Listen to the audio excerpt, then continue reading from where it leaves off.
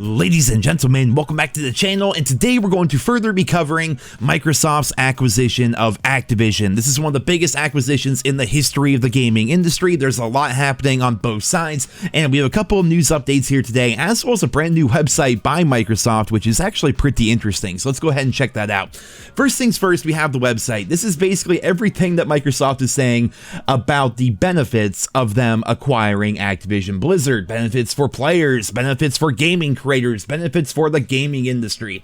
They're making this sound like it's like one of the best things possible for the gaming industry, that they're going to possibly take over Activision, right? It's obviously going to be very expensive, but they think it's going to be worth it in the long run. We have quotes right here from Microsoft's gaming CEO Phil Spencer saying that giving players choice in how they play their games and making games more accessible leads to larger, more vibrant communities of players. Choice is equally important to developers. Developers benefit from having a diversity of distribution and business models for their games. Choice unlocks opportunities for innovation and enables the industry to grow. Then we have this quote here from Microsoft's vice chairman. Too much friction exists today between creators and gamers. App Store policies and practices on mobile devices restrict what and how creators can offer games and what and how gamers can play them. Our large investment to acquire Activision Blizzard further strengthens our resolve to remove this friction on behalf of creators and gamers alike. We want to enable world-class content to each and every gamer more easily across every platform. And so far, Brazil and Saudi Arabia have approved Microsoft's acquisition of Activision. Now, those are the only two countries so far that have done it. You guys know the EU is looking into it, and right now the United States Federal Trade Commission is looking into it, and reports are suggesting that they have significant concerns about the transaction and that the Federal Trade Commission is in conversations with both Google and Sony, because right now so far it's two of the biggest people against the acquisition would be their competitors, Google and Sony. Now, what's interesting is Microsoft's chairman told Bloomberg that they are confident that the deal is going to go through, and Sony is quite against the deal, but Microsoft is claiming that right now, depending on how you count, they are either number 4 or number 5 overall in gaming, but Sony currently is number 1. It seems like Sony is much more invested in protecting their place within the market as compared to making the best decision for their gamers. It reminds me of this really funny tweet that came out from Tom Warren of The Verge. Sony giving Microsoft control of Activision games like Call of Duty would have major negative implications for gamers and the future of the gaming industry. Also, Sony, buy our shit, exclusive content, exclusive stuff, Sony rules, exclusive content. Like, it's definitely a pretty good meme there. But let's go ahead and take a listen to what Microsoft's chairman and CEO Satya Nadella, I don't know how to pronounce his name, said on Bloomberg. For us in gaming, we have one goal, which is to bring more games to more gamers on all platforms and provide more choice for publishers everywhere and developers everywhere. And so everything that we are doing with our content, with our cloud and community really is about driving that choice and that opportunity. And so we feel very, very confident. Of course, any acquisition of this size will go through scrutiny, but we feel very, very confident that we'll come out. We are number 4, number 5, depending on how you count in gaming. In fact, the number 1 player, in this case, Sony, I think even in this period has acquired 3 companies.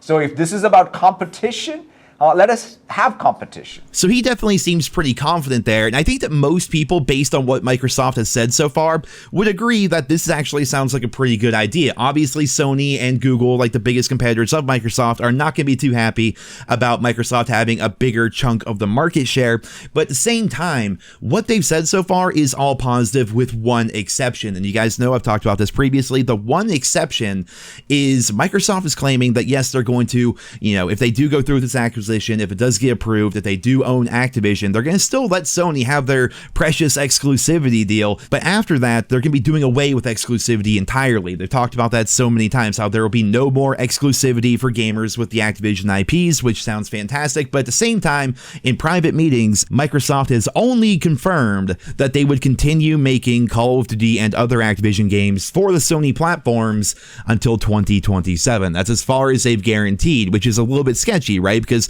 what they're saying on one hand here is, you know, they want the games industry to be much more open. They want the industry to have a lot less friction. They want gamers to be able to play what they want, when they want, regardless of what piece of plastic they own.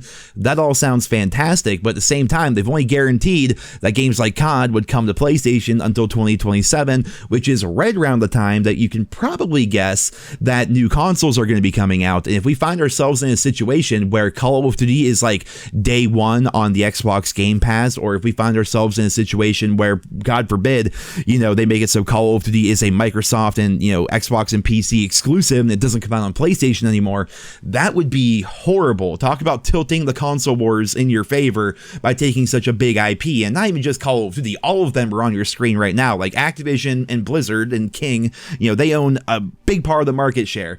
And they did say during that Bloomberg interview that Sony's number one, Microsoft is like number 4 or 5. So if this is about competition, which is what Sony's been talking about this whole time, especially Jim Ryan, then let's have some competition. But that's weird. Like, they're talking at both sides of their mouth. Like, competition is good, yes, but don't ever take some of these major IPs and make them Microsoft exclusive, which they haven't really talked about that, but they haven't guaranteed against it either. So it's definitely a weird situation, right? And I am all for Microsoft taking Activision based on what they've been talking about so far. They're getting rid of exclusivity. They're going to be unifying all the platforms. Like, that sounds fantastic. It really does. But if it means that in, you know, 4 years, 5 years, that for some reason they go back on what they say and now suddenly, you know, Call of Duty is only on Microsoft, then that would be a horrible situation for players. So we're definitely going to need more guarantees, I think, coming out of Phil Spencer and the head honchos over at Microsoft. And should they do that, then I think more people are going to approve this and the acquisition would actually go through. But of course, what do I know? I'm just NerosCinema on YouTube. I just talk about Call of Duty and stuff like that, but I want the best possible experience for gamers across the board, and I don't think exclusivity is how we accomplish that goal. You know what I mean? So it's going to be weird to see how it plays out. Now, if they, you know, continue to make COD and other Activision games for PlayStation going forward, but they put things like COD on the Game Pass, sure, that's awesome, actually, because not only is it going to take Game Pass, which is like the best value in gaming, and make it even better, it's also going to force Sony to actually compete based on merit and the value of their products, right? They're not just going to be able to go in these backdoor meetings and say, you know what, give us exclusive content and we'll give you money, and then try to make their system and their games better that way. Sony would actually have to compete on value with their products and with their games and things like that, while also realizing that Microsoft is trying to get rid of the entire idea of the console war. So it basically takes all these things that Sony have set up over the course of like the past decade to really put themselves in the lead and really, you know, solidify themselves within the market share. And then Microsoft's like tearing all that down by making good decisions for gamers. But again, it really does come down to whether or not they guarantee that these games will continue to come out for the PlayStation and Sony platforms in the future, well past 2027. So as always, we're going to have to wait and see how things are going to play out, but definitely it's starting to heat up here a little bit. We got a couple of countries approving the acquisition. The EU is looking into it. The United States is looking into it, and we should have more reports and more news come November. But as always, I'll keep you guys posted as we learn more and as this story develops. So for right now, that's it for this video here today. I hope you enjoyed it. Leave your thoughts and feedback on all of this news down there in the comment section below, and I hope you guys all have a wonderful day.